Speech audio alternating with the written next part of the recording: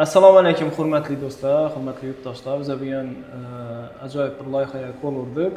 Ya'ni podkast uyushtirish, shu Hazaras tumanidagi ziyoli insonlar bilan o'qimishli va har bir soha, qiziqarli soha vakillari bilan suhbatlar o'tkazib boramiz. Bugungi dasturimiz mehmoni Sirojbek Iskandarov bo'ladilar. Assalomu alaykum. Kirish qismini Sirojbek bilan tanishuv qismidan boshlasak, Xudo xolasa o'zingiz haqingizda qisqacha ma'lumot berib o'tsangiz. Endi dim ziyoli deb o'tirardingiz. Oddiy o'qituvchimiz. Hozirgi kunda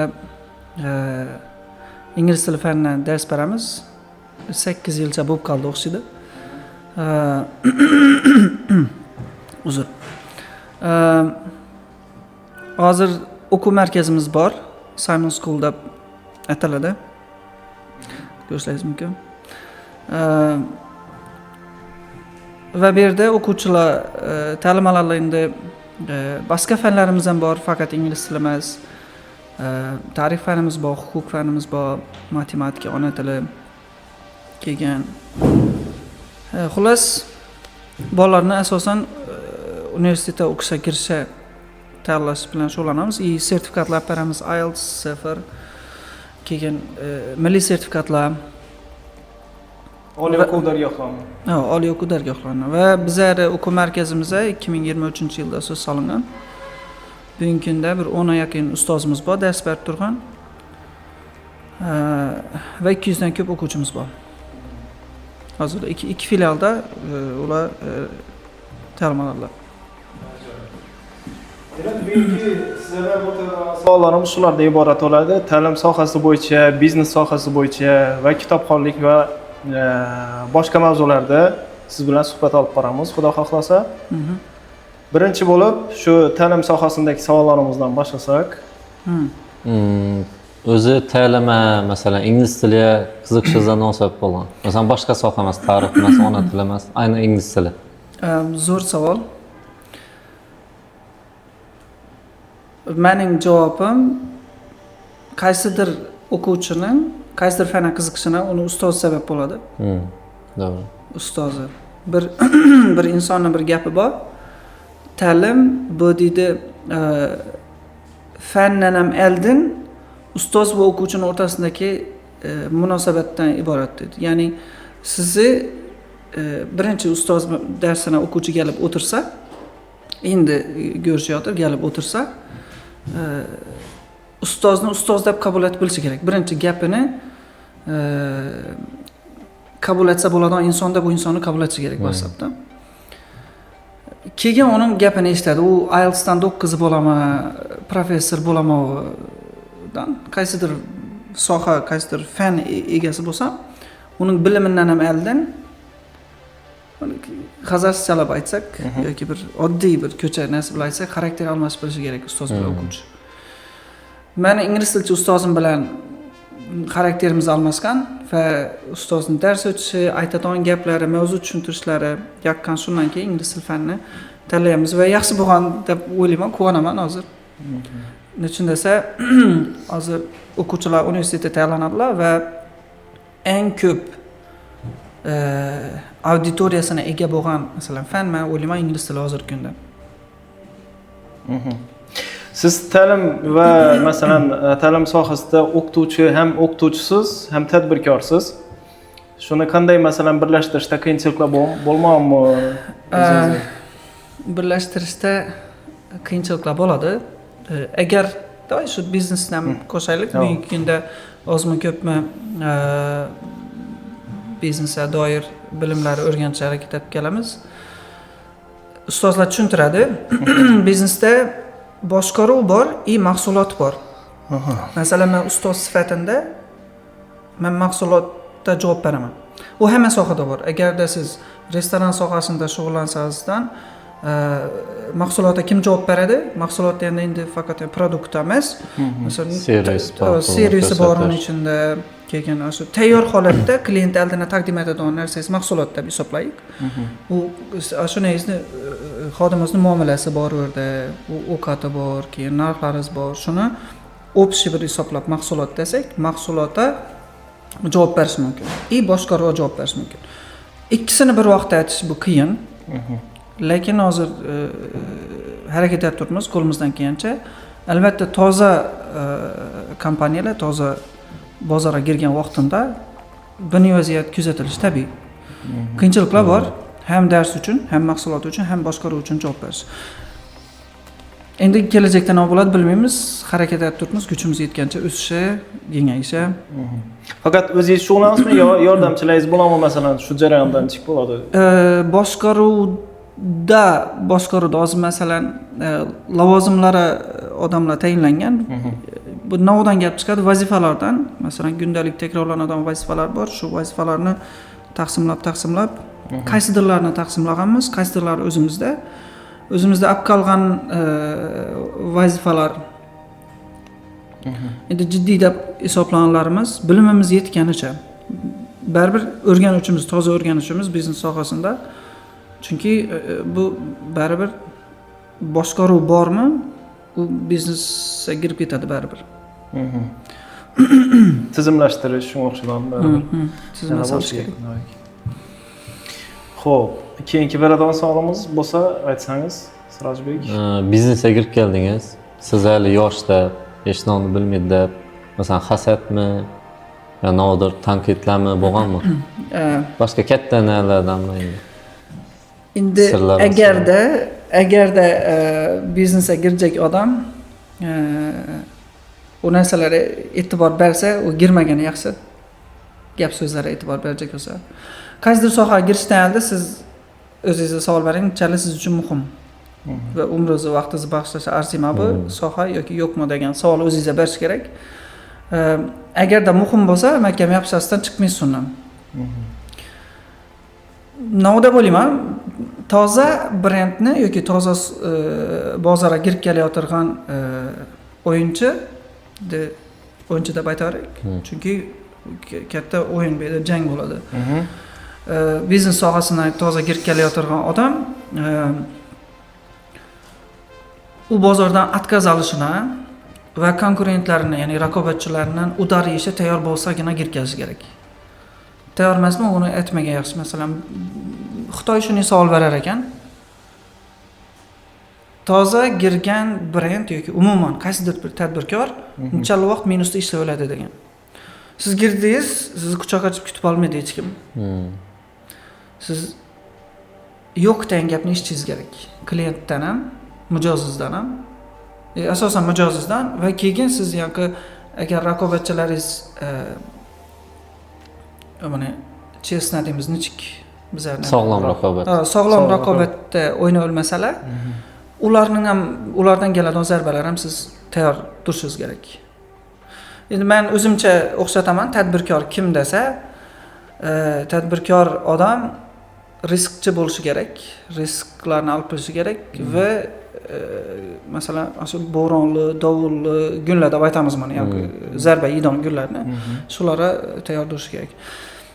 Dim ko'p holatda deb aytada olsak, tadbirkor shu zahar bu desa, dur ichib ko'rayin.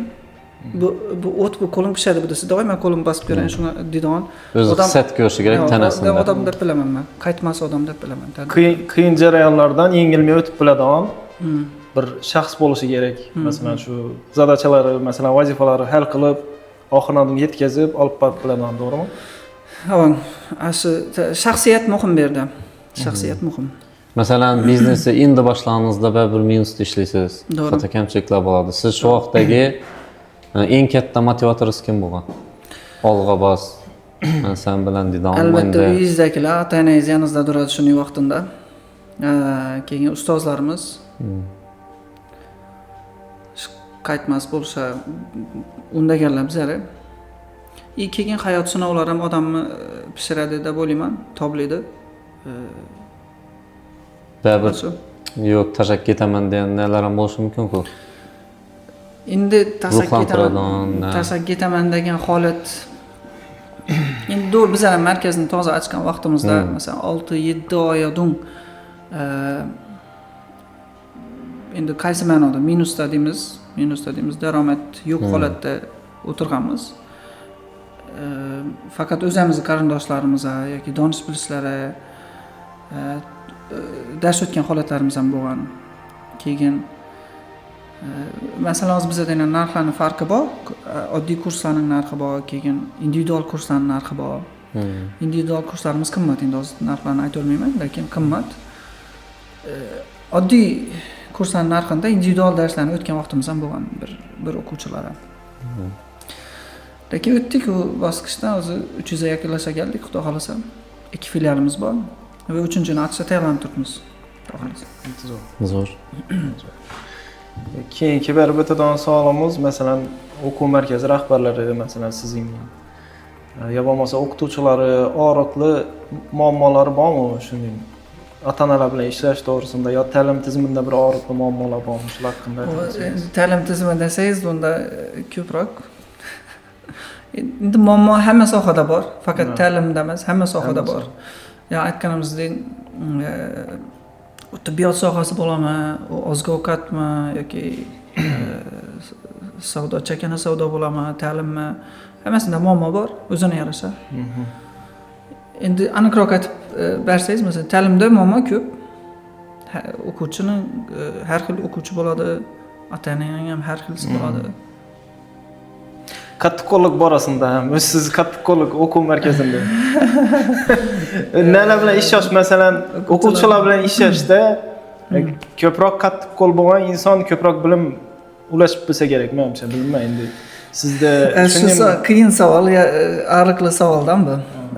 O'zi hech qachon hayotda hammaga tushadigan formula yo'q. Yaxlit bir formula hammaga tushib ketmaydi. Masalan, sizni agar o'quvchida balada bo'lsak, siz uchun ishlash uslubi boshqacha, idora mukami uchun boshqacha bo'lishi mumkin. Shuning uchun biz individual yondashamiz, u o'quvchining oiladagi olgan tarbiyasiga bog'liq bo'ladi.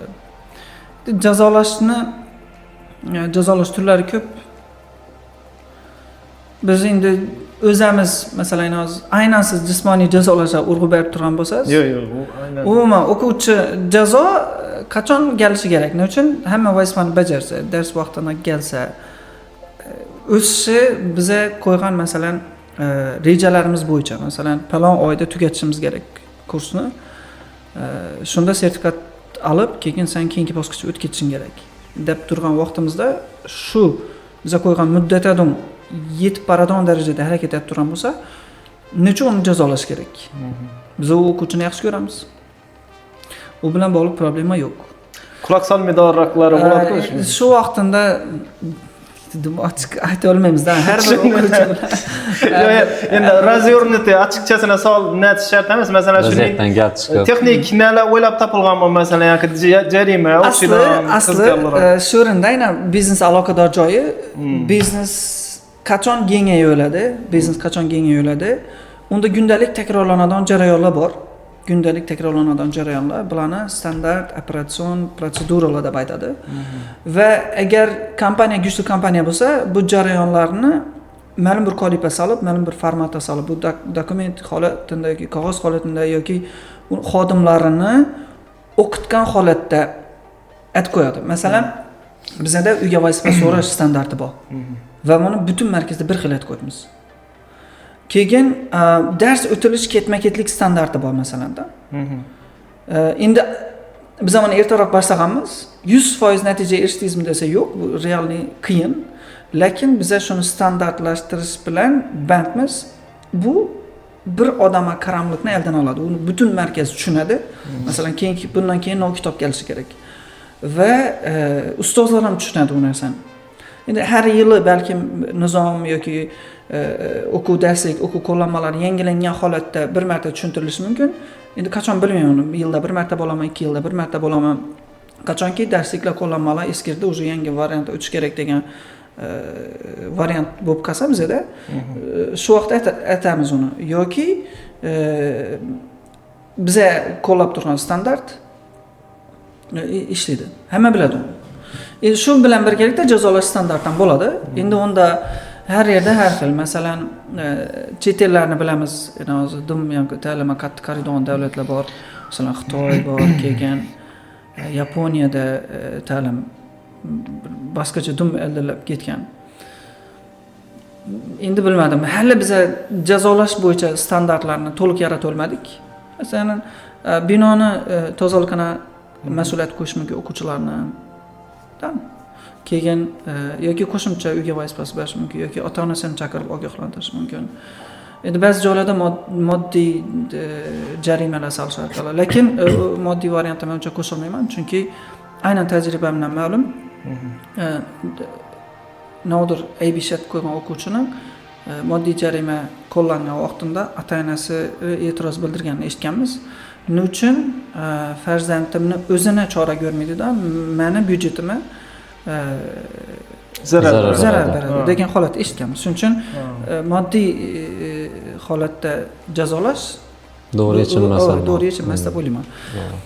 Yana ham variantlarni o'ylash kerak. Baribir tozadan biza o'zimiz o'ylab topamizmi yo'qmi, uni men bilmayman. Hali bilmayman, chunki o'rganib turibmiz. Bizadan aldiroqda bo'lgan ta'lim tashkilotlari chet ellardan namunalar olsak bo'ladi. Shularni olib qo'llash ma'qul deb o'ylayman. Keyin uning no tarafi unga hali bizani masalan auditoriya tayyormi degan ne bor. Endi jazolash temasida biz 100% yechimga hali ega bo'lmaganmiz, lekin talabni yuqori qo'yamiz. Talab vazifaga nisbatan, dars vaqtida kelishga ketishga nisbatan talablarni dim yuqori qo'yamiz. Chunki bu dim muhim. Nazorat nerda yuqori bo'lsa, samaradorlik yaxshi bo'ladi deb o'ylaymiz. Masalan, hozir o'quvchilari bilim olishida, o'sishida ota-onaning o'rni nechik deb o'ylaysiz? Masalan, ko'pchilik aytgan bir joyda ishlaganimda, men pulni bir ko'pman ariyani sizlarga topshirdim. Uyda shug'ullanmaslik, e'tibor bermaslik ta'limini. O'quvchi, ya'ni aytganimizdek, hech kimga bir formula hech kimga tushmaydi. Har bir o'quvchi individual. Ba'zan masalan gendan o'tadigan tarafi bor, ota-onadan o'tadigan tarafi bor. Shunday o'quvchilar bor. Umuman ularga gaplashish shart emas. Ustozni aytib turadilar. Yo'q, ustozni endi hamma so'zni o'zbekchasini yoki bir variant topolmasak uzr. Ustoz davay, keyingi kitobga o'taylik yoki ustoz men vazifani bajardim, siz bergan bir 5 bet yoki bir 10 betni. Turtkisini kutib turadilar. Yo'q, ustozni durtib turadi ular. O'zi. Ularning tezligi shunday yuqori. Ha. Yana masalan qachon bizda ham yo'lning boshidan oxiridan yetib borsan, chal vaqt yetadi desangiz, men aytgan bo'lar edim, bizning sohada radar yo'q. 2000 da aytamaysizmi? Yo'llarda radar bor, jarimalar keladi. Bizning sohada tezlikka chegara yo'q. Sizning marraganchal yetib borishingizni sizning tezligingiz alatadi. Masalan, ustoz bir 2 mavzu bergan bo'lsa, u 5 mavzu bajarib kelsa, u marraga aldiroq yetib boradi. U ota-onasining pulini ham tejab beradi, o'zining vaqtidan ham o'tadi. Ana shuning o'quvchilar bo'lsa, u ba'zan ota-onasi kontrol etadigan, nazorat etadigan o'quvchilardan bor. Ba'zan ota-onasi nazorat etmaydigan o'quvchilardan ham bunalar chiqishi mumkin. Hech qachon biz bir dona formulani hammaga tatbiq eta olmaymiz. Har bir o'quvchi individual. Ularning xarakteri bor, ularning tezligi bor. Endi biz ham muhit yaratish harakat etamiz. Bizning muhitimiz talab juda ham yuqori. Darslarni vaqtida kelishga ketishi, vazifalarni bajarishiga Ham o'quv markazida o'quvchilar qaysi yoshdan qabul qilinishi mumkin va qancha eng maksimum tezlik holatini necha vaqtda o'rganib chiqishi mumkin ingliz tilini? Aytganimizdek, tezlikka bog'liq, necha vaqtda o'rganishi, yosh masalasini kelsak, bizga nechalik erta bo'lsa shuncha yaxshi deymiz. Lekin bizga xususiy sektorda bo'lganligimiz sababidan va masalan darsga kelgan holatda to'lov borligi uchun biz ota-onalarning yog'dayini qiziqamiz, sharoitini qiziqamiz. Agar sizni sarmoyangiz yetarli darajada bo'lsa yoki umuman daromadingiz yetarli darajada va siz farzandingizni muhim deb o'ylaysiz, baring 3-sinfdan baring. Endi 1-sinfda bola qiynalishi mumkin, chunki hali u birinchi o'zini ona tilisini o'rganmay turib, ikkinchi fan bilan aralashtirib berish holatlari kuzatiladi. Shuning uchun biroz o'zini tilini o'rganib, lug'at boyligini, so'z boyligini ega bo'lgandan keyin ikkinchi fanni qo'shish mumkin deb o'ylayman. Bizlarda bor holatlar, masalan, 2-sinf kichkina lekin kelgan o'quvchilarim bor, ota-onalar qo'y men qaytarmayman bolamni, o'zim bilaman, davay o'qit deb tashlab ketadi. Biz yo'q olmaymiz sizni deb olmaymiz. Endi farzandini ham tekshirib ko'ramiz, tezligi olish tezligini qaraymiz. Shundan agar qaysarlik aytsadan beraman, zarari yo'q. Bir harf o'rganib ketsam, men pulimdan qiynalmayman. Yeshinchgina men farzandim o'qishi muhim desa, buni yoqda 2-sinf bo'lsa maqad, 1-sinflarni olib ko'rmadik, 2-sinfni olib ko'rdik va uni men o'qitmaganman, boshqa ustoz o'qitgan. Necha o'zlashtirishni desa, oyda o'zlashtirdi degan 2-sinfda. Uni tezligi yaxshi bo'lgan. Keyin agarda bizani Hazorasp sharoitida aytadigan bo'lsak, biz o'rtacha 5-sinfdan yoki dim masalan bolaning tezligi yaxshi bo'lsa 4-sinfdan bergan ma'qul. Aslında farzandim bilan hech narsani o'ylamayman men. Ta'lim birinchi o'rinda, kelajagi birinchi o'rinda desa, barsin erta bo'lsa shuncha yaxshi. Mana bizda holatlar bor. 6-sinf o'quvchilarimiz men sertifikat olib qo'yibdi. Endi yana shu hozir masalan mart oyi bo'lsa, mart oyida imtihonga bir 6-sinf kirdi, aprel oyida yana 2 6-sinf kiryotir. 3 yil o'zida 4 yoki 5 dona 6-sinfni B2 B2 sertifikatini ingliz tilidan 6-sinf o'quvchilarda tayyor. Aytishim mumkin, nova kerak 6-sinf, hali o'qishga kirmaydi, muddat o'tib qoladi, srok o'tib qoladi dedilar. Biza ota-onasini isbotlab beramiz ularni ko'rg'a yurmaganligini. Keyin kerak bo'lsa ulardan to'lov olmay o'qitish mumkin, kerak bo'lsa ularni kasbga tayyorlash mumkin. Endi masalan o'zimizda olib qolish uchun, ustozlar deb olib qolish uchun ularni biz ustozlikka shu o'zimizda tayyorlab ketamiz. Yosh kichkina bo'lishidan qat'iy nazar shunday holatlar bor. Endi yana mana как uzr ruscha so'zlar qo'shilib ketgani uchun nechik avtoritet uchun ham balkim bo'lishi mumkin. Masalan, ota-onasi xolida. Doim men xoliman, farzandimni 6-sinfda oldi degan xoliman. Masalan, ota-onaning talabidan gap chiqishimiz ham mumkin-da. Men dang do'stlarim orasida faxrlanish xoliman farzandimdan dedilar. Shunday holatda u bizlar uchun ham yaxshi. Agar qiynalmasa, o'quvchi qiynalmasa, biz topshirtiramiz tayyor bo'lganidan keyin. Tushunarli. Savolingiz bo'lsa, aytib o'tsangiz, bo'lmasa o'zim beraman. Xo'p.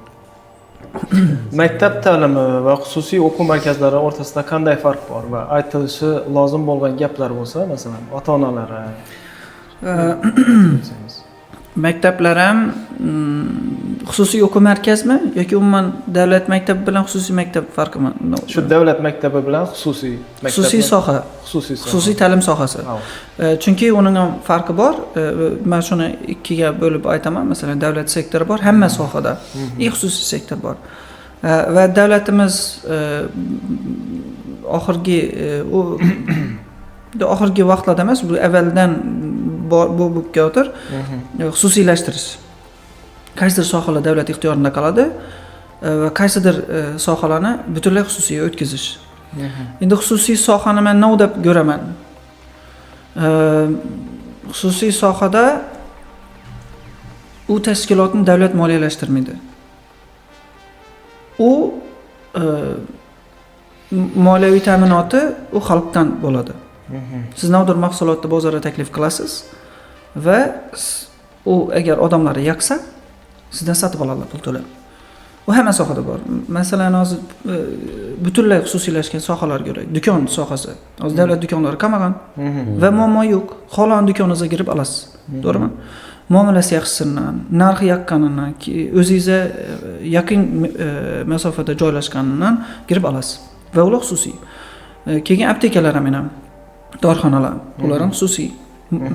Endi ta'lim ham asta-asta xususiyga o'tib borayotir. To'g'ri, kamchiliklar bor. Xususiy sohada o'qitib turib ham masalan norozi bo'lganlarni kuzatishimiz mumkin, lekin hali bozor endi shakllanayotir. Agarda sizda bir dona variant bo'lsa, sizda tanlov bo'lmaydi. Majbur. Chunki hali endi shakllanayotirmi, kamchilik bo'lishi tabiiy bu narsa. Agar masalan 100 dona xususiy sohaning tashkiloti bo'lsa, u do'kondir, u maktabdir. 100 dona bo'lmasin, endi bozor yetarli darajada bo'lsa, keyin odamlar xohlaganidan olish imkoniyati bo'ladi. Endi bu yerda u jarayonga yetib turibdi. O'sha xususiy tashkilot odamlari yaxshi kerak. Raqobatchilaridan masalan kimdir narxni arzon qo'yib qo'yishi mumkin yoki kimdir masalan biz aynan o'zimiz sohani aytsak yaxshiroq ustoz qo'yib qo'yishi mumkin yoki chiroyliroq bino aytib qo'yishi mumkin, zdaniya aytib qo'yishi mumkin. Shuning holatda siz endi kurashishingiz kerak raqobatchilaringiz bilan. Muomalangiz mabodo masalan men qo'pol muomala aytib turibman, raqobatchim keldan chiroyli muomala aytdi. Endi men vombanimni qarab olaman axir. O'zim xolam muomalani aytolmayman. Mendan boshqa hech kim yo'q vaqtimda balkim senda variant yo'q-ku deb qo'yish mumkin.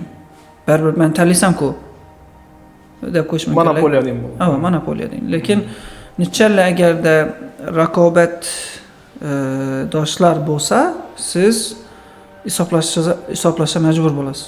Chunki siz mijozingizni yo'qotishni xohlamaysiz.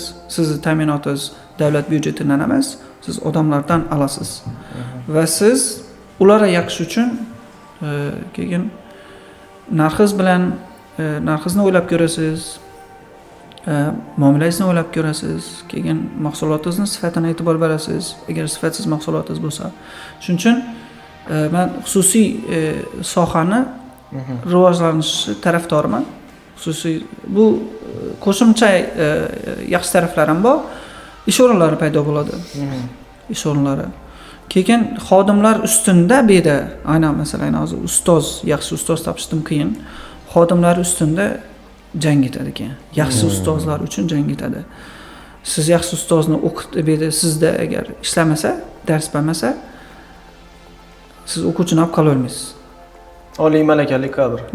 Tajribali. Har taraflama o'quvchiga yakoladigan, u o'zini nima desak bo'ladi. O'zini ustunda ishlaydigan, keyin intizomli bo'lgan kadrlar talab bugungi kunda har kun avvalgiga qaraganda kuchliroq.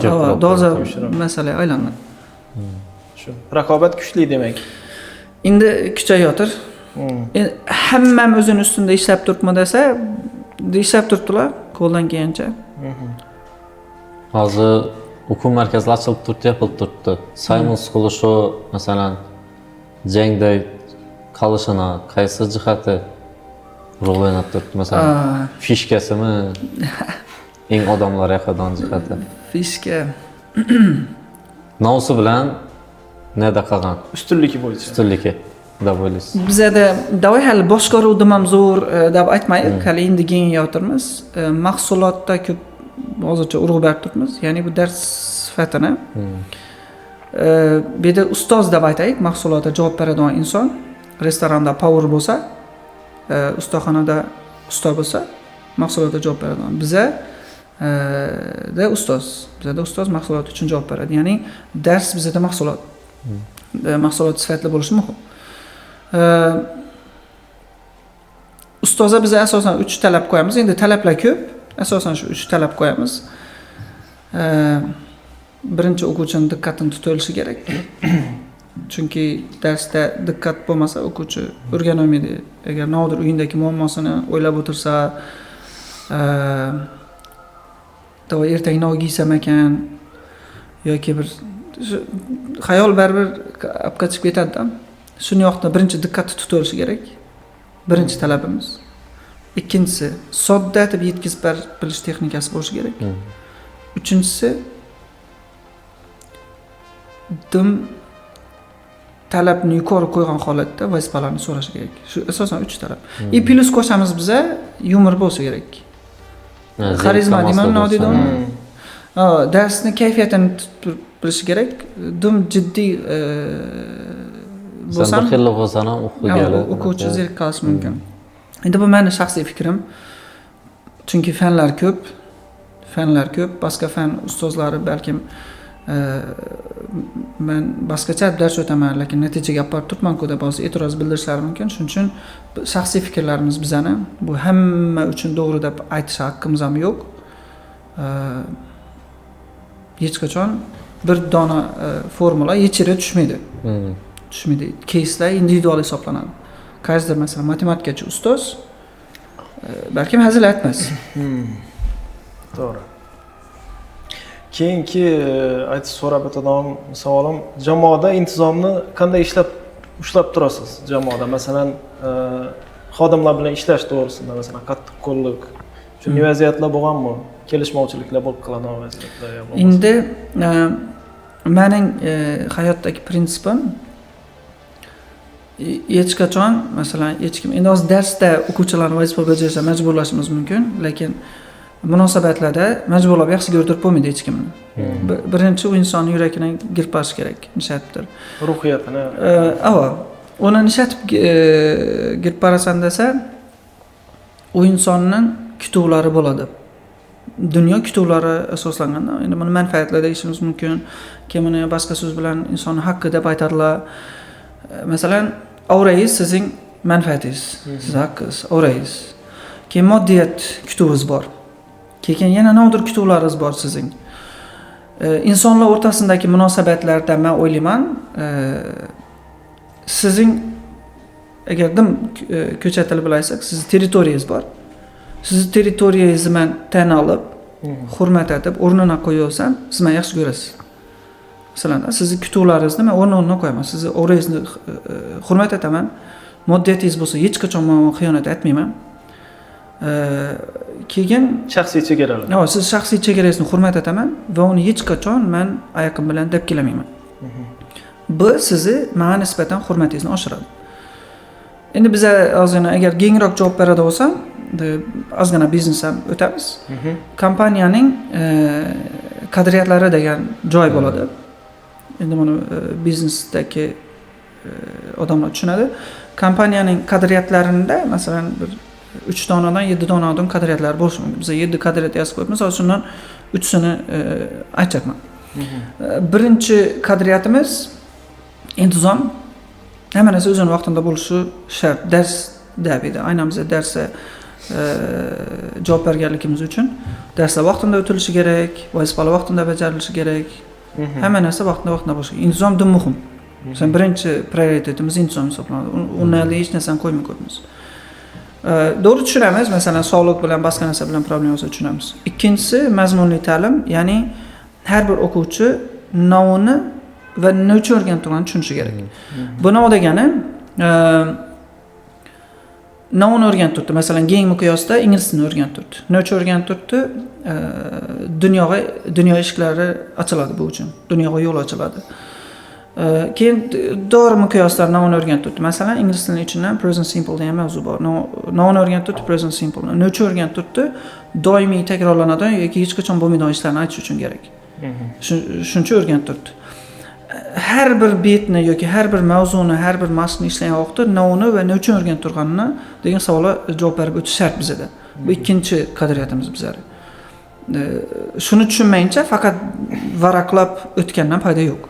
Doğru kamchiliklarimiz bo'lishi mumkin, lekin shuni biz butun markazimizga singdirish harakat etamiz. Uchinchisi, yana aytgan, har kimning manfaatini hurmat etamiz va hurmat qilinishini talab qilamiz. Har kimning o'zining territoriyasi bor, manfaatlari bor. Masalan, o'quvchining manfaati tez va sifatli o'rganish. Biz uni xiyonat eta olmaymiz. Masalan, uni pulini olib, cho'zib yurolmaymiz-da. O'quvchining manfaatini uni o'qituvchi ham yo'l qo'ymaymiz uni. Doz olimiz kerak bo'lsa. Keyin bizning manfaatimiz bor. Bizani endi ochiq aytamiz, biz ham u yoqda joy yo'q, chunki xususiy tashkilotmiz va buni hamma biladi. Moddiyat manfaatimiz bor. Natija bilan biz natijalarimizni e'lon qilib turib, faxrlanib, qo'pollatib aytsa maqtanamiz bu bilan. Bizning ishimiz rivoji uchun natija muhim. Yana davom etishimiz uchun bizlar natijaga erishdimi yoki yo'qmi degan narsa. Shu ikki kutuvimiz bor ekan o'quvchilardan. Bizning manfaatimiz demak moddiyat kutamiz va buni aytishdan uyalmaymiz, chunki biz xususiy tashkilotmiz. Ikkinchi manfaatimiz natija, o'quvchidan natija kutamiz. Shu ikki kutuvimiz bor. Ularning kutuvi tez va sifatli o'rganish, bizning kutuvimiz shu ikkisi. Ustozlar bilan endi ozgina mavzudan chetlab ketdim. Ustozlar bilan shu ishlagan vaqtimizda ularning manfaatlarini tan olamiz va hech qachon oyoq osti etmaymiz. Shuning uchun Xudoga shukr, endi borgan sari ustozlarimiz soni ko'payotir. Endi hozir bizga katta bir binoga ehtiyojimiz bor. Hozir 2 filialda emas, bir yaqin insonim aytadi menga. endi filiallar ochgan yaxshi, lekin iloji boricha challa agar bir joyda boshqarsang, shunchalik boshqacha maqsad bo'ladi degan. Lekin shu variant hozircha meni vaziyatimga to'g'ri keladigan variant bo'lib turibdi. Baribir kelajakda kengayish kerak, filiallar ochish kerak. Lekin hozir biza bo'linib o'tirgan ikki filiallar bo'linib o'tirgan holatimizdan ko'ra Hazarasda hammani bir yerga jamlasa bo'ladi. Shuni bir yaxlit katta binoga jamlashimiz kerak. Kelajakda xudo xohlasa. Ham yana oxirgi ashuna ustozlar bilan bog'liq nechik muomala deganda, bizning markazimizda ustoz eng glavniy figura hisoblanadi. Hatto direktor ham ustozga ingliz shart. Ustozlar bayno kamchilik. Ustozlar bayno kamchiligingiz bor. Ustozning sharoit aytparak. Masalan, xanon sharoiti bilan bog'liq yoki dars bilan bog'liq. Navbus aytingiz ham. Ustozning sharti. Endi to'g'ri talabimiz ham bor. Biz ko'p narsa so'ramaymiz. Birinchi ustozni tanlashdan oldin harakat etamiz. Uning malakasi, tajribasi bor ekanligini. Uni olgandan keyin u narsalar bilan bog'liq savollar qo'yilmaydi. Ustozni biz filtrdan o'tkazib tanlab olganimizdan keyin siz darsni ishlatib o'tirsiz. Minnati buting dedi. Endi standartlarni donishtiramiz biz ham masalan agarda ingliz tilicha bo'lsa, hozir hamma fanlarga qo'yildik deb ayta olmaymiz standartni. Ingliz tilida yaxlit holatda standart shakllantiryapmiz. Nov kitobadan o'tish kerak va qanday holatda vazifa berishiga, qanday holatda so'l olishi kerak. Chunki bizda hozir markazimizda baribir asosiy lokomotiv ingliz tili hisoblanadi. Qolgan fanlar men himoyachi sifatida ko'raman. Himoyachi ulardan bor, endi o'quvchilarimiz bor yetarlicha. Lekin zamon talabi sababidan ingliz tili hozir baribir oldingi o'rinda va o'quvchi soni shunda ko'p. Shu biznes masalan o'quv markazi tizimlashtirish jarayonida vaqt ko'p ketadi, to'g'rimi? Shu vaqt ko'p ketib, oilaga kamroq vaqt ajratgan holatlar bormi? Jiddiy savol. Ko'p nalar qiyin edi. Ota-onamdan ko'p nima bo'ladi? E'tirozlar. Uya xayring deymidim. Shu ishingni bana kelmaysan. Lekin ular ham ishonadilar, o'sib bir kuni sohani evazidan baribir hayot o'zgarishini xohlamayman. Ota-onam masalan og'ir mehnat etishlarini, yaxshi hayot yashashlarini xohlayman, lekin aytganimizdek biz hali tozamiz sohada va dastlabki ustozlar aytadi, dastlabki 5 yili deydi, biznesni dastlabki 5 yili deydi. Bulutning orasida samolyot uchib borayotgan o'xshaydi dedi. Keyin ariyani agarda sen shu 5 yilni o'tib diri qoldingmi? Demak kelajaking bor, o'sish ehtimoling bor dedilar. Shuning uchun xohlaymiz ota-onamizni masalan dunyo sayohatlarini olib chiqishni, masalan xohlagan mashinalarni minishlarini xohlaymiz. Xullas orzu istaklarimiz bor. Endi og'riqli savol berib qo'ydingiz. Hozir baribir isha yengaytirish sababiyati bor biznesda nada bo'lib qoladi. Ko'p vaqt talab etadi. Chunki baribir oilaning ta'minoti o'g'ilning zimmasida bo'ladi. Endi ta'minotda xudoga shukr problemamiz hozirda yo'q.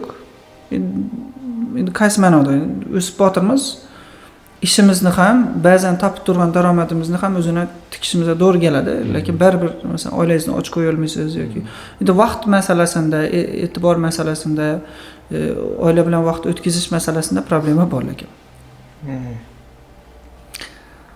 Bu o'zlarim yo'q bo'lib ketadi deb umidamiz, xudo xolasa. Keyinchalik stabillashib, joy-joyina tushadi, xudo xolasa. Tushunarli. Endi kitobxonlik mavzusini o'tsak, ozgina. Masalan, o'quv markazingizda kitob o'qishni shunday bir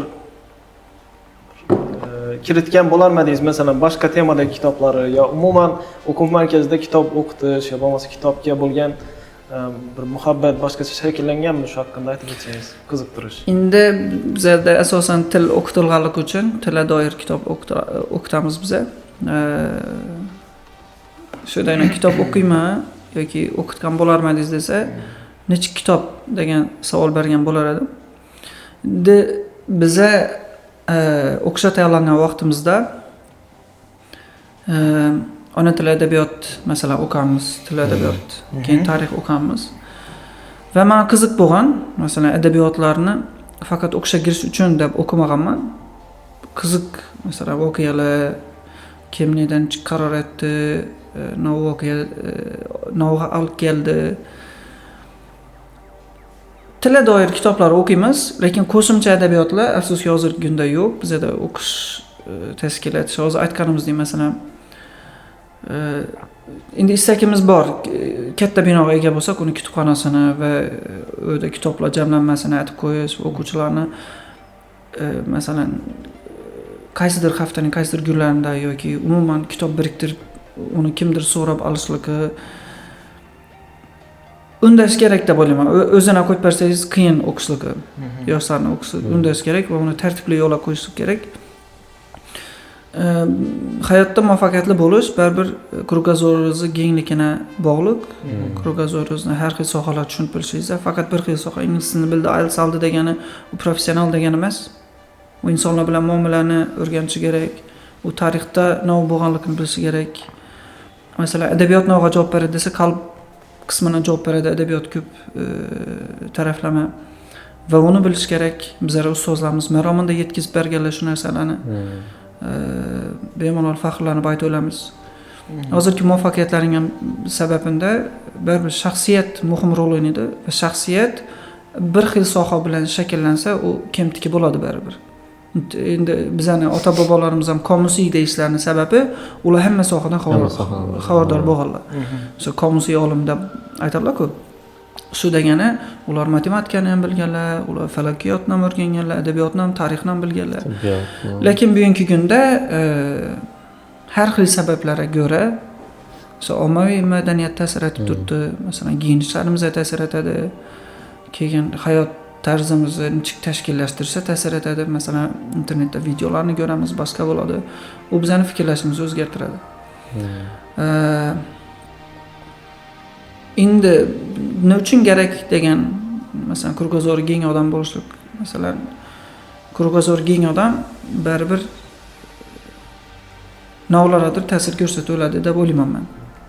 Masalan, do'stlarning ta'siri o'tkazib olishi mumkin, yaxshi taraf o'zgarishini yoki ularning hayotini, masalan, qalbingiz boy sizda hasad yo'q va sizda kibr yo'q.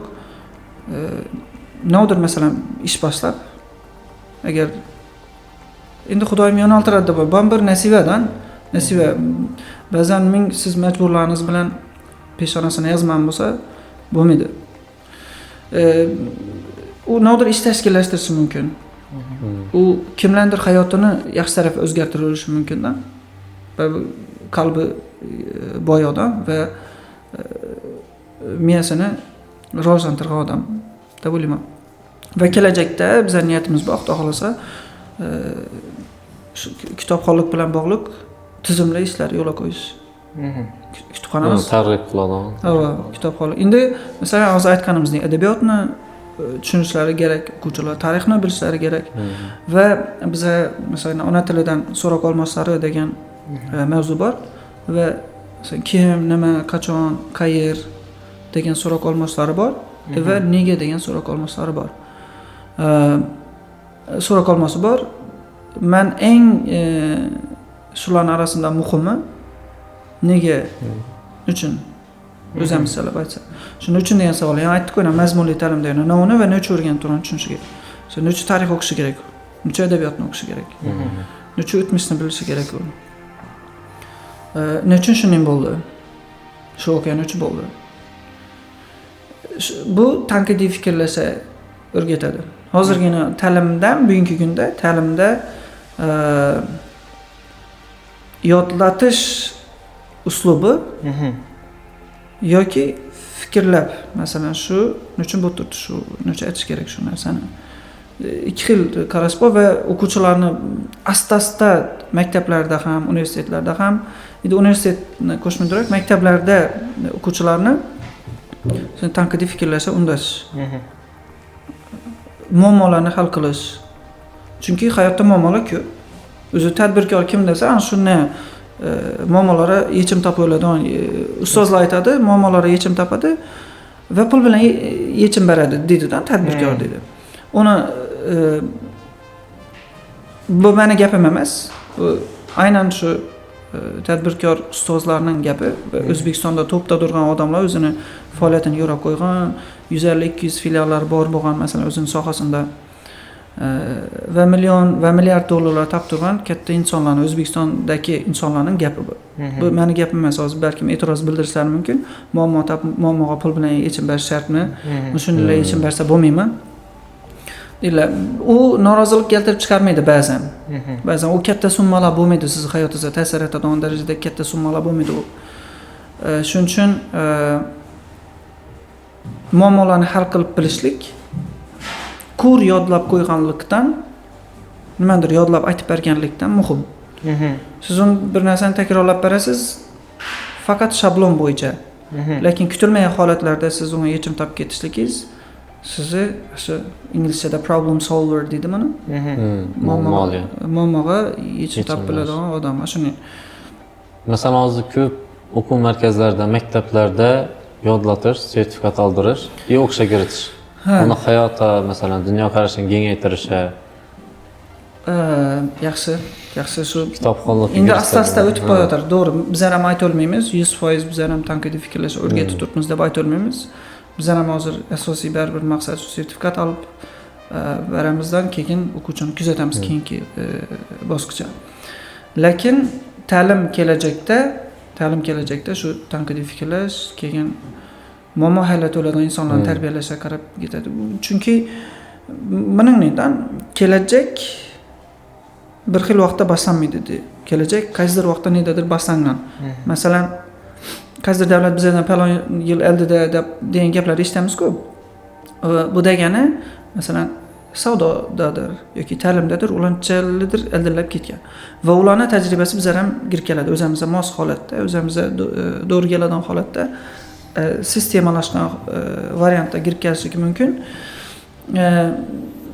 Uni kimdir keladi baribir.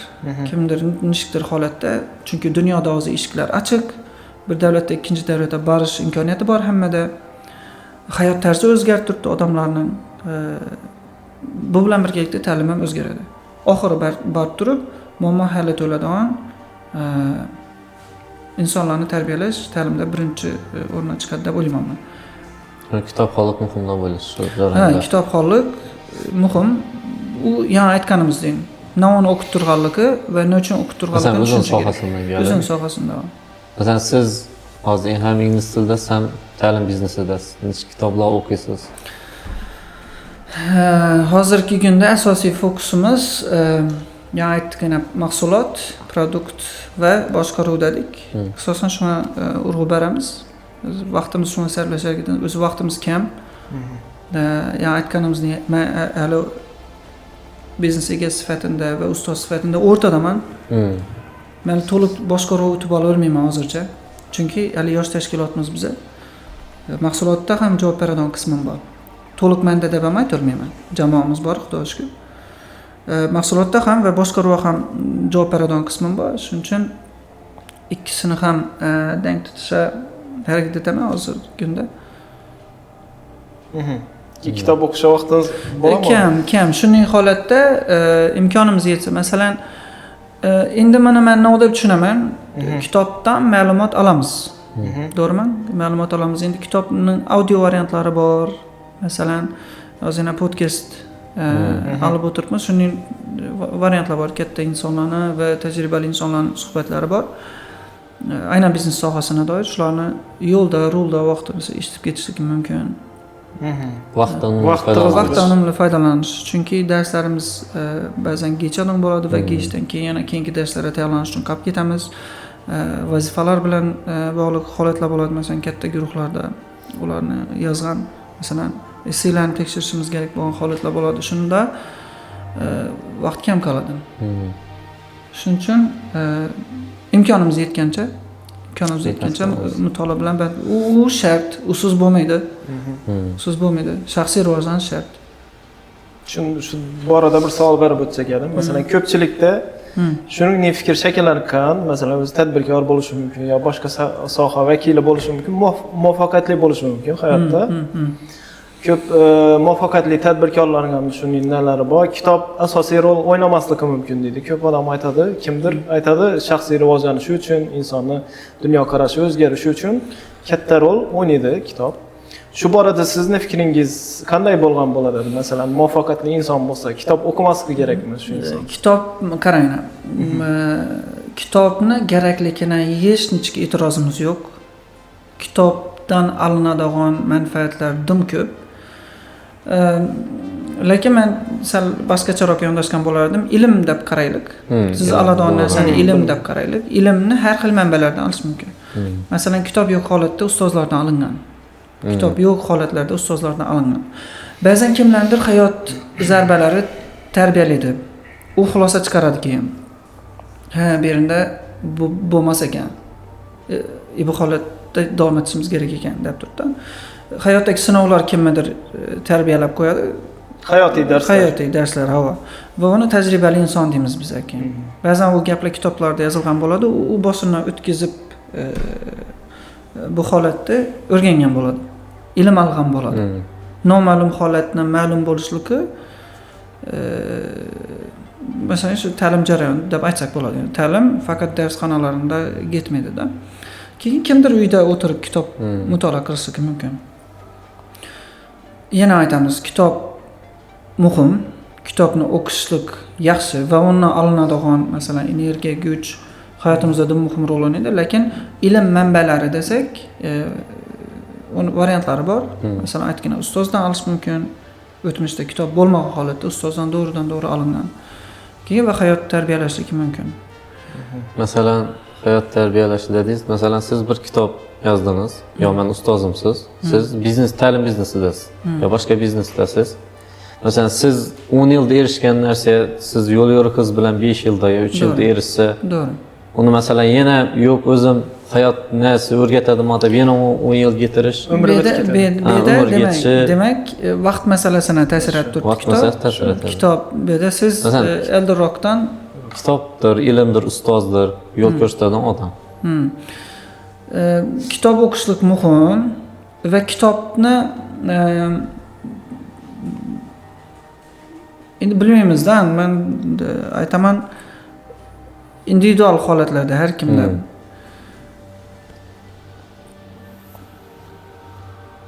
ba'zan masalan ustozning nima uchun kerakligi, ustozdan masalan ruhiy nodir, masalan ustoz dars o'tib turgan vaqtida tirik holatdan bir nodir qalbdan qalbga ko'chadigan holatlar bo'ladi. Endi men bu yerda kitobni inkor etgan bo'lmayin. Yo'q, inkor etjak emasman men. Aynan nov kitobligini qarab turib, qaysi soha, masalan siz qalb uchun badiiy asar o'qiyapsiz. U qalbingizni shakllantiradi ko'pincha. Endi to'g'ri, nodir tajribalar ham bo'ladi o'da, hayotiy tajribalar bo'ladi. Balkim o'zingiz sohangizga doir kitob o'qiyapsiz. Endi o'z ma'nodin tuyultirdi. Davaysan kitobni birinchi o'rnga qo'y. To'g'ri, men kitobni inkor etmayman. Yo'q, birinchi o'rnga qo'yish emas, masalan, ustoz tutibmi? Ko'pchilik aytadi, yo'q, mukammal bo'lishligi uchun baribir ustozsiz bo'lmaydi. Kim nima dedi? Yo'ldosh hamchiroq bo'lsa, ustozim yo'q meni desa, uni ustozi bor dedi. Kim dedi? Shayton bo'ladi dedi. Xulosa shunday giringda. Ustoz kerak baribir. Shuning uchun o'zingni ulug'ladim demang. U faqat men aloqador emas, butun jamiyatda, chunki bu ta'lim men bilaman qalbdan qalbga ko'chadigan jarayon.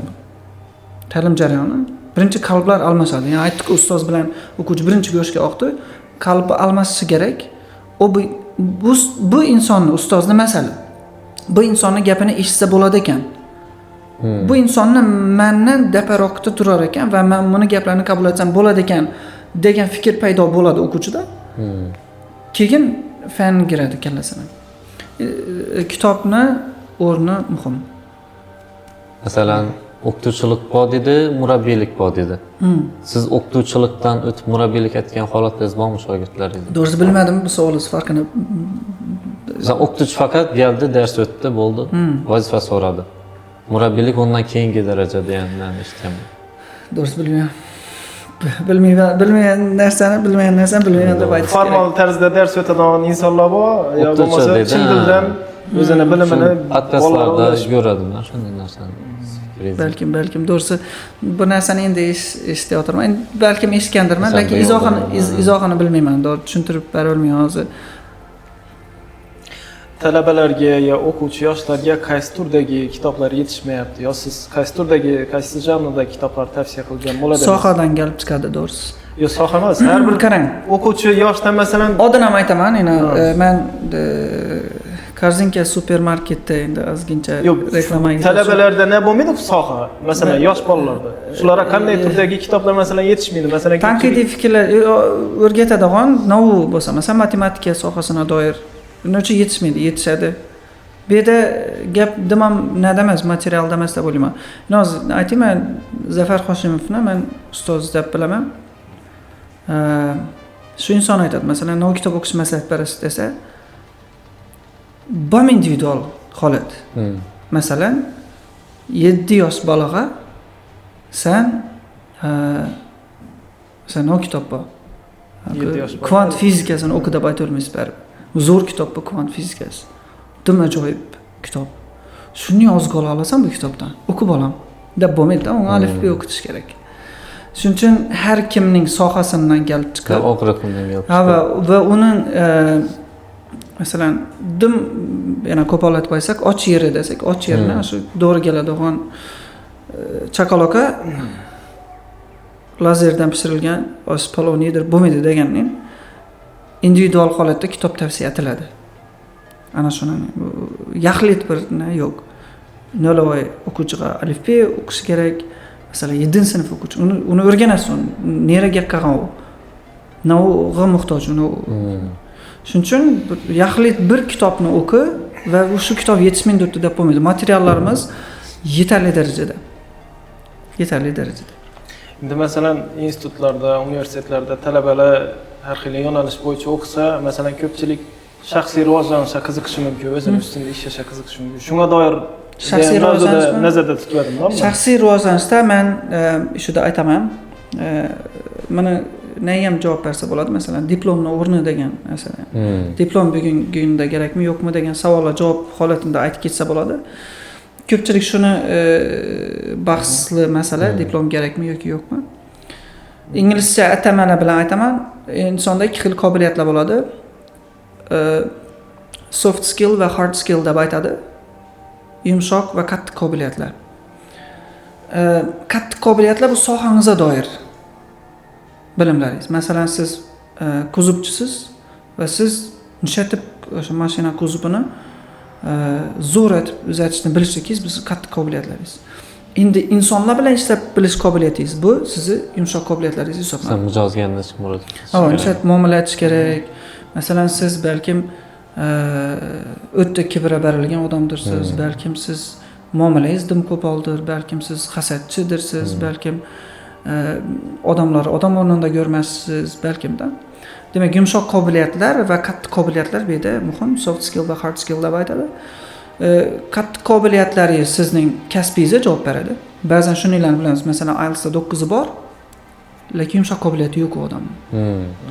U odamlar bilan ishlaolmaydi. U zo'r professional IELTS bo'lishi mumkin, ingliz tilchi bo'lishi mumkin. Faqat o'zi o'qibni. O'zining qattiq qobiliyatlari yaxshi va sohasini tushunadi, lekin insonlar bilan ishlab biladigan tarafi unchalik zo'r emas. Masalan, men yumshoq qobiliyatlari yana o'zina riskchi dedik-ku, riskchi bo'lishligi, masalan, tavakkalchi bo'lishligi, keyin ana u narsa bor. Qiyinchiliklarga chidamli bo'lishligi. Xolos shu.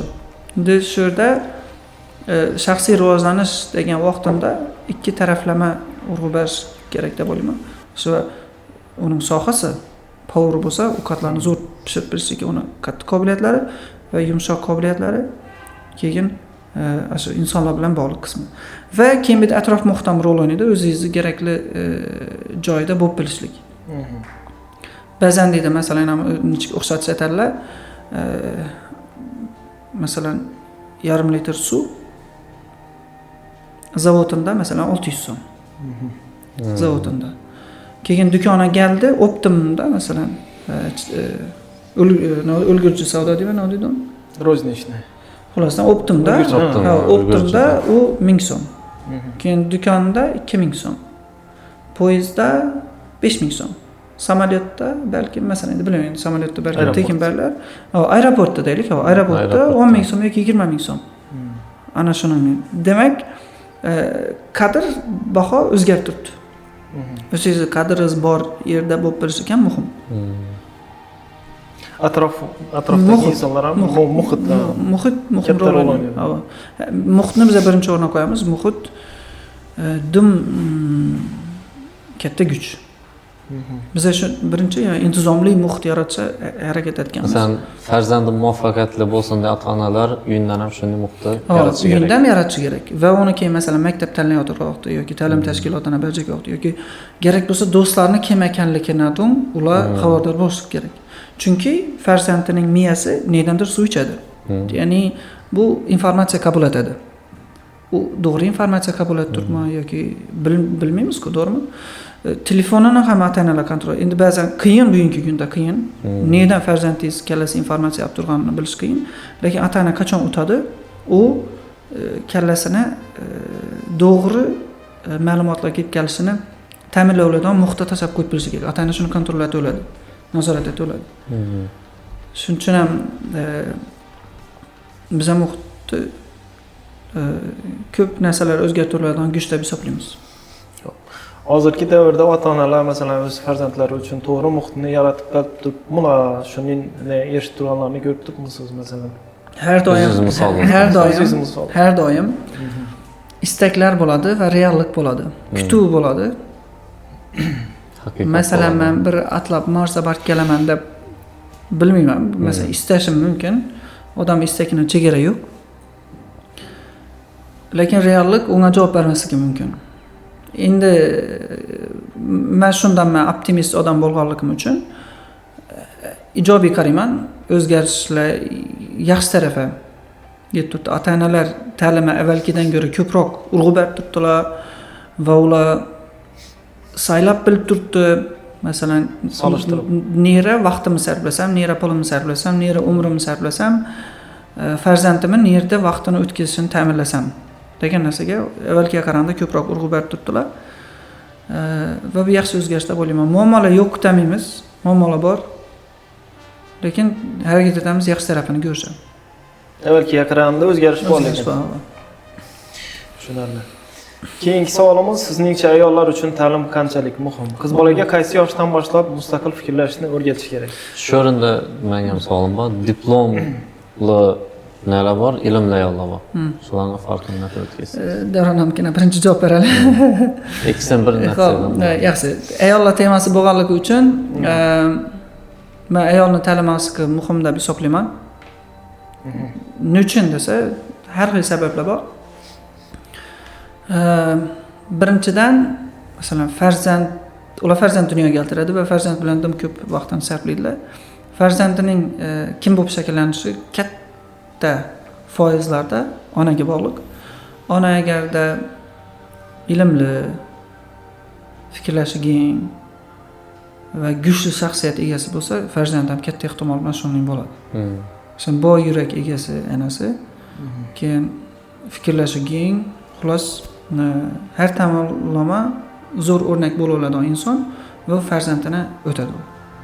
Vaqtini ichki sarflashini nazorat eta oladi.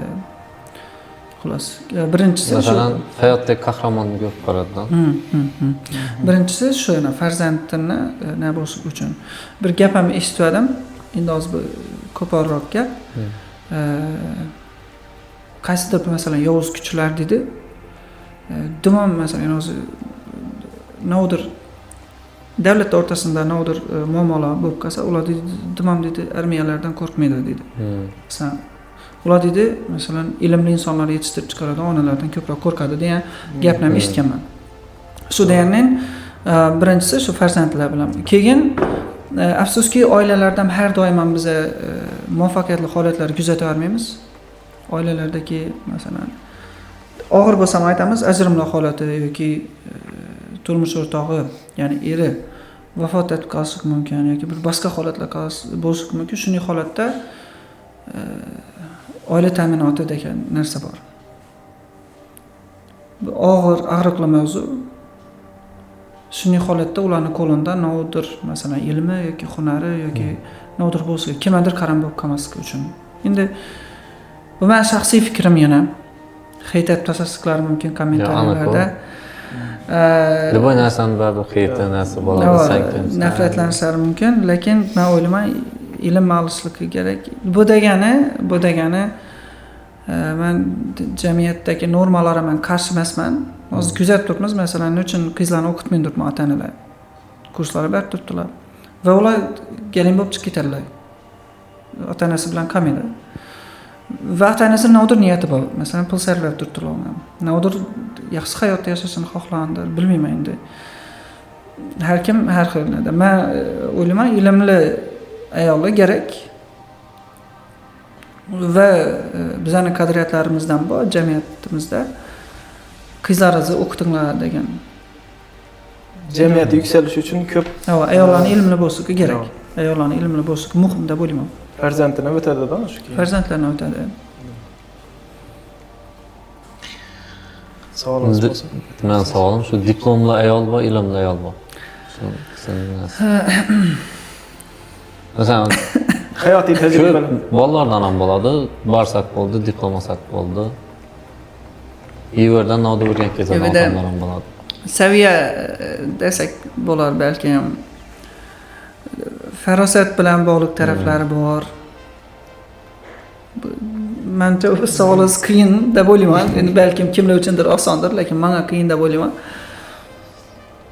Hammadan, faqat ayollarda emas, erkaklarda farosat muhim. Aynan buni nega bog'lab ayttirsiz bilmayman. Masalan, oila bilan bog'liqmi, turmush bilan bog'liqmi? Masalan, diplomli bo'lib turib, sochil xavajak diplom bo'lmagan, o'qiganmakan degan oz jamiyatimizda nima bor? Shu bo'yicha aytib turadi. IELTS bo'lmagan. IELTS bo'lmagan.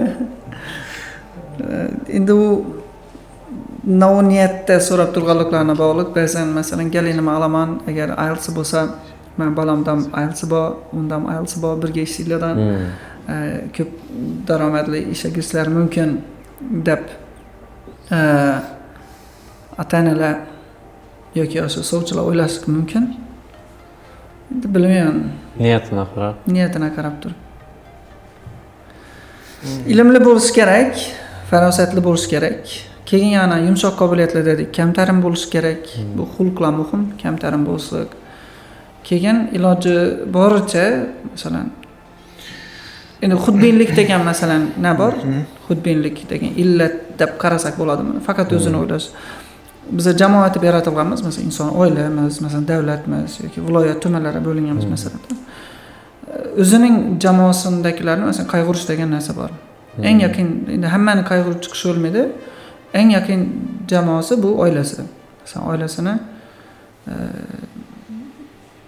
endi bu gapim ham har kim baribir subyektiv, biz o'zimizni fikrimiz. Biz hammaga to'g'ri keladigan fikr aytib turganimiz yo'q. Standart deb aytib turganimiz yo'q. Bizani o'zimizni ojiz fikrimizni aytib turibmiz. Nuqtai nazar. Bizani o'zimizni qarashimiz, shuningdek nechagina jamoa yig'ilsan desa, men nodir kutaman ulardan. Masalan, brendimiz bor, jamoamiz bor, o'quvchilarimiz bor, shunchalik yana ko'payib turibmiz. Odamlar bilan munosabat birinchi ularnikini o'ylaysiz, keyin sizga qaytadi. Masalan, oilangizmi, jamoangizmi, o'zingiznikini keyingi o'rniga qo'yib turasiz. Aslida o'zingiz o'ylab turgan bo'lasiz, lekin avval siz bilan yaqin bo'lgan odamlarni qayg'urasiz, keyin javob qaytadi. Mana biznesda ham aytadi, bermayincha o'lmaysan deydi. Birinchi berasan, keyin mijozdan order berish kerak. Bermayincha o'lmaysan deydi.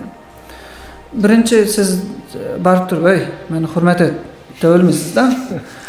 Avval hurmat etasiz va hayotda muhim narsa bor, masalan, ba'zan kutuvlarni ko'paytirib beramiz biz. Hayot shunday shafqatsizki kutgan narsani kelmaydi. iloji boricha kutmaslikka o'rgatish kerak, faqat barcha. Yoki kamroq kutish kerak. Yo kamroq kutish kerak, yo kutmaslikka o'rgatish kerak o'zingizni. Buni hamma aytolmaydi lekin. Kutish azob beradi. Ba'zan masalan yaqinlaringizdan e'tibor kutasiz, lekin ular e'tibor bermasa, keyin qisqasiz o'tirib olib e'tibor bermadi deb turib. Lutsi undan ko'ra iltimos ruscha so'zlar ketib qolib turgan bo'lsa, hech aytmaysizlar. Doğru tushunasizlar. Bizlikcha yoz, necha ruscha gaplaysan? Mayli, yaxshi, uning bo'lsam biz kamchiliklarimiz uchun uzr so'raymiz. Bizani hech narsaga davomimiz yo'q. Biz zo'r odammiz degan, kuchimiz yetgancha, qo'limizdan kelgancha savollarga javob berishga harakat etib turibmiz. Undan ko'ra kutma ber, e'tibor ber, mehr ber. Moddiyat qo'lingdan yordam kelsa berishga harakat et. Kutmasdan bersa qiynalmaydi shu odam. Qiynalmaydi u. Masalan, hozir ko'p to'y tomosha ne bo'ladi? Nodir berk qo'yadilar. Men to'yga kelarmikan? Nima bo'lar ekan? Endi men nima moddiyatni aytmayman. Hozir aytishlari mumkin. Yo'q bo'lsa nishataylik deyishlar mumkin. Bir yaxshi gapingizni aytishingiz mumkin-ku. Yaxshi gapingizni aytsangiz ham sizni yaxshi inson sifatida eslab qoladi. Va siz muomalasi ko'p holatlarda, agar u dum yomon odam bo'lmasa, ko'p holatlarda ijobiy qaytadi. Endi 100% desak ham hozir biz e'tibor berib ko'rganmiz, biz mehr berib ko'rganmiz, qaytmagan-ku deyishlari mumkin ko'p holatlarda. Shuning uchun fikrlar nisbiy, hech qachon 100% to'g'ri fikr yo'q. Hech qachon 100% hammaga tushadigan formula yo'q. Biz aytib turgan gaplarimiz nisbiy, nisbatan. Nisbiy degani nechadir foizda to'g'ri bo'lishi mumkin, lekin 100% emas. 100% xato bo'lishi mumkin o'zimiz fikrimiz. 100% xato bo'lishi mumkin. Biz uni to'g'ri deb hammaga o'tirishimiz yo'q. Va bu fikrlar hamma uchun ham bo'lmaydi. O'zining auditoriyasi, kerak odamlar o'zi eshitadi-da. Alaradi. Masalan, negativlarni chiqarasiz, hozir podkast chiqqandan keyin shunday bo'libdi. Masalan, ko'pchilik nalarga kirasiz, negativ bildirganlarga so'kib yozib beradi. Masalan, xo'p, tushundim, to'g'rilayman degan yo'q. Sizni chiqarasiz, masalan, chiqqandan keyin negativlar bo'ldi. Sholar. Negativlar. Siz uchun bag'rimiz ochib, ko'nglimiz ochib yozavering bemalol. Buni ham yaxshi tomoni bor. Prosmotr ketadi. Biz xafa bo'lmaymiz. Agar endi avvalgi podkast qo'ygan insonlardan masalan negativlar savol berilgan vaqtda ikki xil negativ bo'ladi degan gapni eshitganman. Haqiqiy aybizni aytib turibdi, chestni aytib turibdi. Xato bor, to'g'rilaman shuni. Uni eshitasidan quvonasiz, rahmat deysiz. Keyin bilan ko'ra ataylabdan siz jig'izni deyish uchun yo'q ekan hech narsalarni topib yozadilar. Endi men kengroq odamman va ijobiy qarashga harakat etaman. Ko'rish degan narsa bor-da, shu hayotda dim ko'p kuzatiladigan holat. Masalan, shuning bir oppoq narsa turibdi va dog'i bor. Kimdir faqat shu dog'ni ko'radi. Voy bilan dog'i bor ekan. Kimdir oq tarafini ko'radi. Yoki bir qora fon turibdi va bir dona oq nuqtadan nur tushib turibdi. U nur bor ekan ariyanda. Ko'rib bilish muhim. Men ularga nima deb qarayman. Men insonlarni yomon ko'rmayman. Endi o'zimni muhofazalab qo'yishim mumkin. O'zimni territoriyamga o'tmasligini, deb kelmasligini, qadriyatlari. Men undan urushib, janjallashib emas. Aynan kommentariy masalasida aytaylik, endi hamma soha ketmasa, hozir любой fikr, xolam fikri qarshi fikr bo'ladi, kontra argument bo'lishi mumkin. Ochiqmiz bemalol yozaversinlar. Kim agar negativ yozsa va balkim bizlar donamasa, choy ichmakka taklif etamiz, guringlashib, balkim fikri o'zgarar. Yuzma-yuz gaplashib olsa taklif etamiz. Gelsin, biz ochiqmiz. Dim bizlar yomon ko'rmasa, agar mabodo yomon ko'rgan taqdirindan uzr so'raymiz sizni vaqtingizni ag'animiz uchun shu video bilan deb biz engil olamiz bemalol. Engil olamiz bu odamni. Siz vaqtingizni o'g'irlab qo'ydik, sizni asabingizni o'ynab qo'yganimiz uchun uzr so'raymiz deb ayta olamiz. Foydali bo'lsa, xursandmiz. Video, podkast. Endi siz bir shu gunacha o'zingiz o'qigan, masalan o'zingizga yoqqan va tavsiyatingizda hozir sohasidan kelib chiqdingiz. O'zingizga eng yoqqan top 3 ta kitobingiz. Menimcha ansat savol emas bu. Ansat savol emas. Men baribir javob bera olmayman bunga. Hozir nereden gap chiqibdan bu? Vaziyatdan gap chiqib. Men hozir asosiy fokusim, e'tiborim boshqaruv va mahsulot sifatini yaxshilash. Ya'ni darsimni ishlatib yaxshilasam bo'ladi. Masalan 6.5 olib turgan bo'lsa, 7 olib turgan bo'lsa, o'qishlarni ishlatib 7.5 olib bersam ekan. Ishlatib 8 olib bersam, buncha avval o'zimiz o'sishimiz kerak. O'zimiz bir 8.5 9 olib qo'yishimiz kerak. Mahsulot uchun vaqtimiz yetib turibdi va shunga doir kitoblar o'qiymiz. Keyin boshqaruv doir, biznes boshqaruv doir kitoblar o'qiymiz. Endi masalan kelgansa abituriyent vaqtimda masalan boshqa kitoblar nam bo'lgan. Ishqiboz bo'lganman, qiziqish bo'lgan. Student vaqtimda boshqa kitoblar o'qaman. Student vaqtimizda bir umuman tushib qolganning bir boshqacha his etganmiz o'zimizni bir 4 yilimiz amallab o'tsa, xullas endi o'rganganmiz universitetdan, yaxshi insonlar, ustozlar bilan tanishganmiz, ulardan ko'p narsalar o'rganganmiz. Endi baribir abituriyent vaqtimizdagidek vaqt tig'iz bo'lmagan, erkakroq vaqtimiz ko'proq bo'lgan universitetda. U vaqtda boshqa kitoblarga qiziqqanmiz. Shuning uchun qiyin bu savolga javob berish. Masalan, sizni ko'rib shu narsani o'qisham mumkinmi? Tavsiya etsangiz.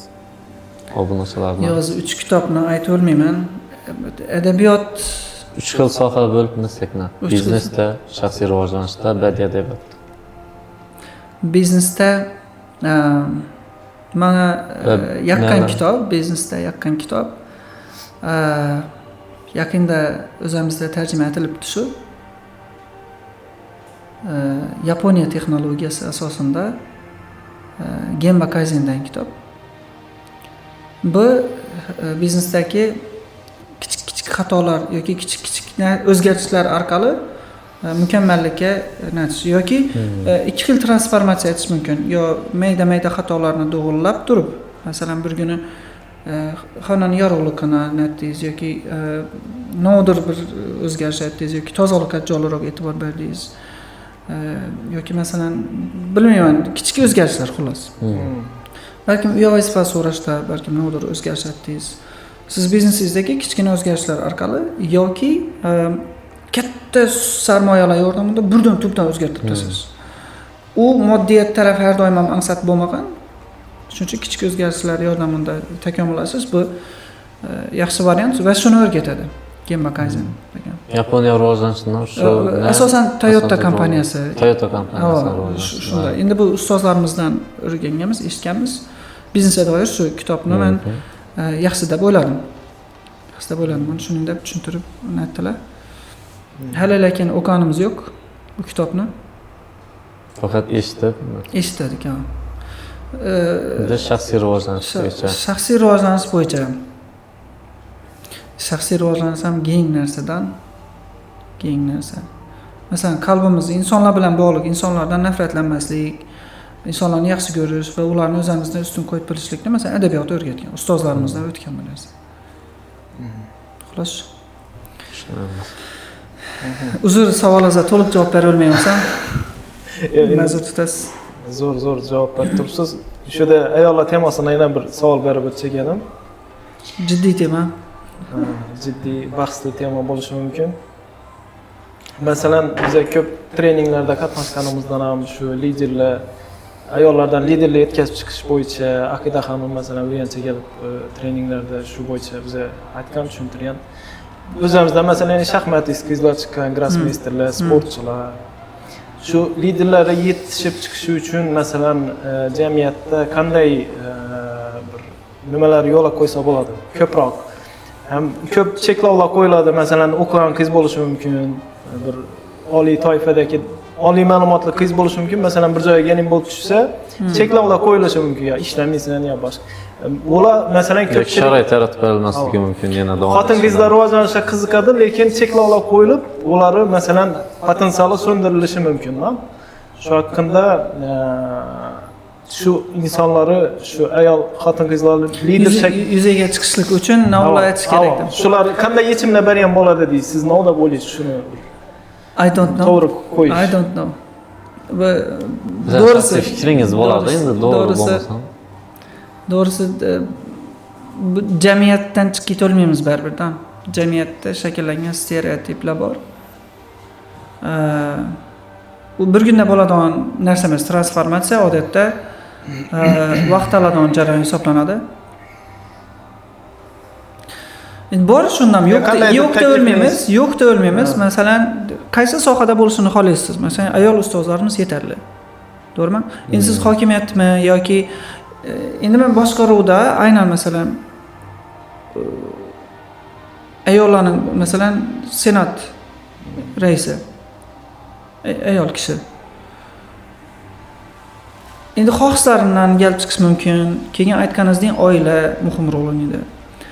Odam baribir yaqinlari bilan birga masalan baxtli yashaydi. Bu yerda shartmi shu narsa degan. Endi chiqchak bo'lsa, masalan agar chiqchak bo'lsa, u chiqadi. Endi bu yerda men bilmayman-dan bu savolingizga men aniq javob bera olmayman. Ojizman savol. Yo'q, masalan er bilan xotin tushunmovchiliklar bo'ladi-ku shu masala bo'yicha qaynonasiga aytmaslik. Qanday takliflar berish mumkin? Masalan, o'zaro oilasini pozitiv yo'l bilan agar oila uni masalan qaynonasi yoki turmush o'rtog'i qabul etmasa, o'zbek jamiyatida bizlarda siz urush olmaysiz. Ey, senga keliningga rahbar etmay qo'ysa yoki baribir oila muhim rol o'ynaydi bu yerda. Men shunda bo'layman, oila muhim. Yo'q, cheklov qo'yadigan insonlar masalan shu odam ham bo'lishi mumkin, lekin turmush o'rtog'i o'qigan bo'lishi mumkin, oliy toifali muhandis yo mutaxassis bo'lishi mumkin. Oilasi bilan birga bo'lsa, uzr gapingiz bo'ldi. Yo'q, oilasi bilan birga bo'ladi, lekin shu odam potensial so'nib qolib, kimdirdan ta'lim olmagan bo'lsa, bu odam jabrini ko'rishi kerak emas uni deb o'ylayman-da masalan. Jamiyatda. U qaysidir sohada foydali bo'lishi mumkin u inson. Balkim. To'liq men bu savolingizga javob bera olmayman. Uzr bu uchun. Bahsli masaladan bu tibbiyot sohasida ko'rish. Bu yerda endi siz hozir ayoli malakali dedingizmi yoki erimi? Yo'q, ayoli masalan mutaxassis bir oliy toifali mutaxassis bo'lishi mumkin. 4-5 yil o'qigan, oliy o'quv dargohida. Bizning jamiyatda karyeradan ko'ra oila muhimroq hisoblanadi. Va oilaga putur yetishligi bu o'zbekchilikda dim katta bir jazodin yoki navdir tuyuladi. Masalan, oilasi prioritetdagi. Oila birinchi o'rinda turadi. Oilaning sha'ni, uning masalan mahalladagi yoki elotdagi avrai muhim hisoblanadi va qaysidir holatda endi 100% hamma qarshi degan fikr noto'g'ri. Hamma qarshi emas, ruxsat berib qo'yganlar bor. Masalan, ayol doktor kerak bizlarda, aynan ayol doktor kerak. Masalan, aynan ginekologiya sohasida masalan, tug'ruqxonalarda. Uyda erkak ishlashini masalan hech kim xohlamaydi. Endi shuning vaqtida masalan qarshi bo'lmaydi. Ishlab turibdilar, bor. Endi qaysidir sohalar bor, u yerda siz ayolingiz ishlashini xohlamaysiz, masalan. Siz xohlamagan bolalardingiz ishlashini. Normativ huquqlariga ega bo'ladigan bo'lsa, hech kimga zarar bermaydigan bo'lsa, lekin shundan ham qarshi bo'ladigan odamlar bo'ladigan bo'lsa, ularga qanday maslahat bergan bo'ladi deysiz deb aytaman-da. Rivojlanishga qarshi bo'lsa, endi bilmadim. Biron shaxsiy ishini aralashishni ma'qul emas deb hisoblayman. Endi jamiyat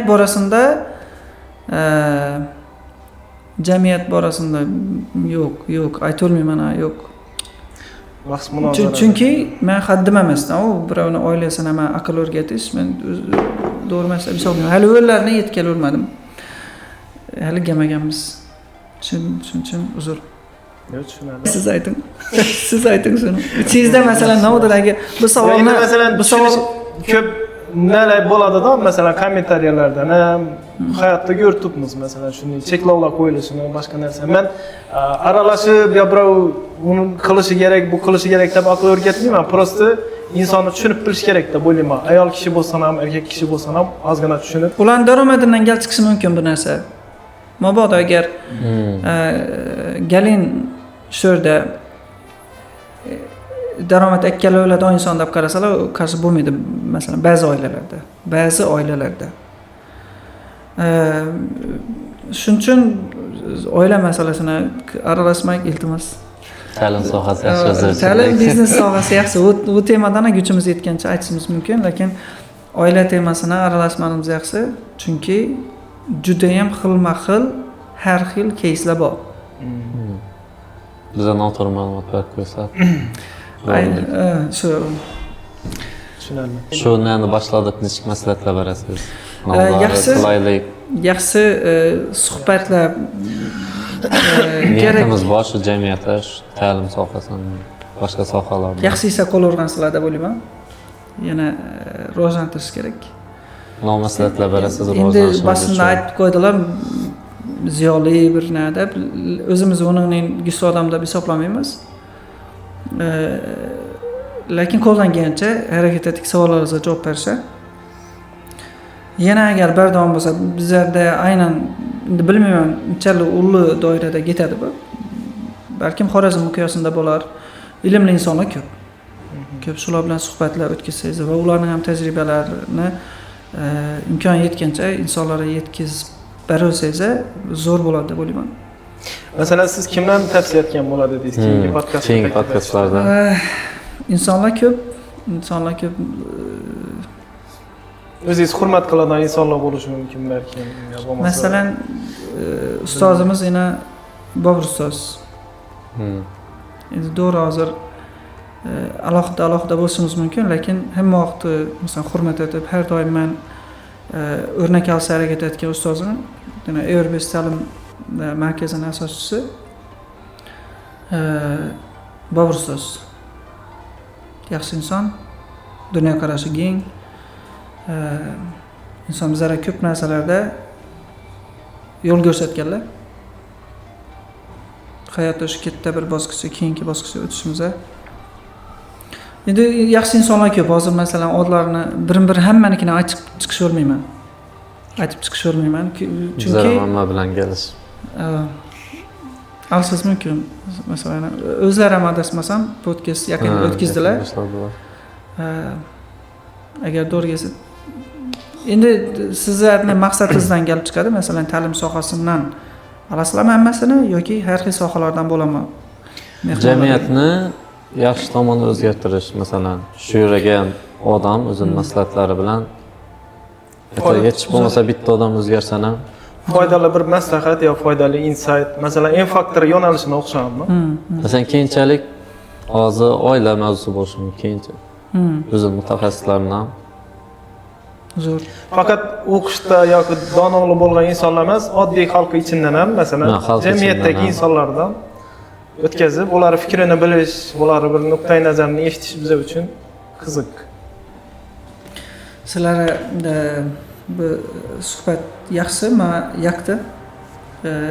Iloyim bardavom bo'lasin. Muvaffaqiyat tilayman. Yaxshi insonlardan yaxshi fikrlarni olib chiqib, insonlarga yetkazish savobli ish, yaxshi ish. Iloyim bardavom bo'lasin. Kamchiliklar bo'lsa, agar kimdir masalan yakmidan gap aytib qo'ysak, uzr so'raymiz. Fikrlarimiz subyektiv, o'zimiz fikrimiz hayotda ko'rgan, bilgan, eshitganlar bo'yicha. Shuni ham aytib o'tdik, bu hech kimdir aql o'rgatish emas, yo bo'lmasa kimdir yanqidan to'xtatish emas. Prosta o'zimizning fikrimiz, o'zimiz nuqtai nazarimiz va shunday kimdir manfaatli bo'lsa, xursandmiz. foydali bo'lsa. Agar xato kamchiliklar bo'lsa, aytsalar o'zgartiramiz. Kamchiliklar ikki xili bor-da. Masalan, hasad etib puri kommentariyada o'tiradiganlar ham bor. Unga ham ochiqmiz. Nechalik keng bo'lsa, shuncha uzoqqa bora olasiz. Nechalik ko'p yozsa, shuncha prosentlar ko'p bo'ladi. Mayli, yozaversinlar. Hammasini aytganimizdek, ko'nglimiz, bag'rimiz ochiq. Sizga rahmat. Shu bizning an'anamiz nechakmiz kitob sovg'a qilish mehmonlarga. Qani? Ikkita biznesga qiziqchaqimni bilgansizlar-da? Albatta. Yanada masalan, filiallarni ko'paytirib, butun O'zbekiston bo'yicha tizimlashtirib, Kaizen texnologiyasi bo'yicha rahmat. Yuksalish uchun arzimasan ham shularni ko'p o'rinda qabul qilasiz. Birsi Kaizen, yana birisi Birisi biznesda qadam-qadam tizimlashtirish. Yaxshi. Aynan siz uchun. yaxshi.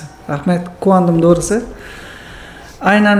Aynan shu soha qiziqchani bilganligingiz uchun bu demak yaxshi tayyorgarlikni natijasidan, ya'ni siz taklif etjak mehmoningizni qiziqishlar zo'r. Sizga rahmat. O'zi savollar so'raningizdan bilmadim, masalan, ular aynan qiziqasiz deb suhbatda endi so'raningizdan bilmadim. Shunday bir syurpriz bo'lajak o'xshaydi deb. Endi an'ana bo'lib qolsak, hadiyavlashish, natish. Zo'r men quvondim, lekin bu vazlar arzon vaja o'xshamaydi. Yaxshi. Rahmat sog'liq uchun. Foydali bo'lsin sizga. Keyin ham mabodo agar kelajakda yana taklif etsangiz, balkim bularni o'qigandan keyin yana fikrlasharmiz. Aynan masalan biznesga doir, chunki hozir ko'pchilik biznes etib turibdi va biznesda ilmsiz qiyin. Aynan keng kamrovli biznes etaman desangiz, yoki kitob kerak, yo ustoz kerak. Ustoz kerak, yo'q. Sizga rahmat. Sizga rahmat, bizni qabul etganingiz uchun, vaqtingizni ajratganingiz uchun. Salomat bo'lasizlar. Minnatdorchiligimizni bildiramiz. Sirojbek, ajratgan vaqtingiz uchun, shu bizlar bilan bo'lishgan fikrlaringiz, ma'lumotlaringiz uchun sizga minnatdorchilik bildiramiz. O'quv markazingizni ishlarini muvaffaqiyatlar tilaymiz. O'zingizni, oilangizga tinchlik, xotirjamlik, ota-onangizni vaqtini sog' bo'ling hamisha. Sizlar ham ishlaringiz rivoj, iloyim rivojlanaversin. Yaxshi suhbatlar, yaxshi davralar ko'payaversin. Rahmat. Rahmat.